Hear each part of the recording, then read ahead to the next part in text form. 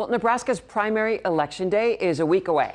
6 candidates are hoping to secure the Republican nomination for governor. Tonight, we hear from 2 of them, Sheila Korth-Falken and incumbent Jim Pillen. KATV News Watch 7's Maddie Augustine reports. Who will lead the state of Nebraska could change, but incumbent Jim Pillen says his work is just getting started across the state, and he wants to continue serving his constituents. We have some great big, hairy, audacious things we believe we can do, and we're making progress, but sure as heck not satisfied. Sheila Korth-Falken says with a history of working in federal and local politics and experience in agriculture, she's confident she will represent the voices of Nebraskans as governor. There were several things that I saw that our state needed help with regarding children, veterans, and taxes and spending in particular. And so that's why I decided to run right now. Both Pillen and Korth-Falken agree more needs to be done to lower property and income taxes. Pillen says they've already made progress on addressing the crisis. We did historic income tax cuts year one. We'll be down to 3.99. Am I satisfied? No. I believe it's really simple.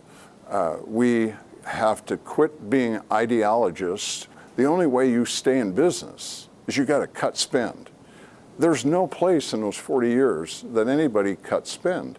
We've been duped. It's a tax shift. Korth-Falken says there's a laundry list of things that can be cut to help provide tax relief. Earmarks like special interest money that is not directly going to building roads or teaching children in school. These are all things that can be cut without affecting essential services that we all rely on every day.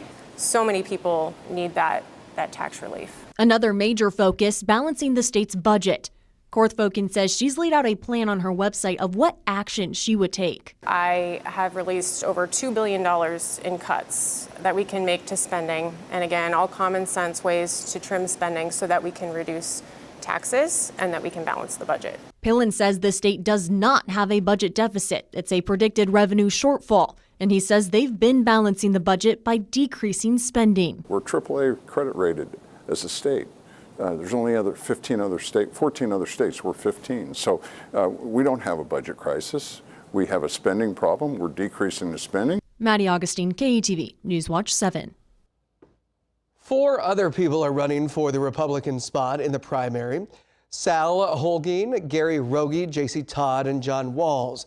They either didn't meet our qualifications for an interview or did not respond to our interview request. Tomorrow, we'll introduce you to the Democrats hoping to advance in the general.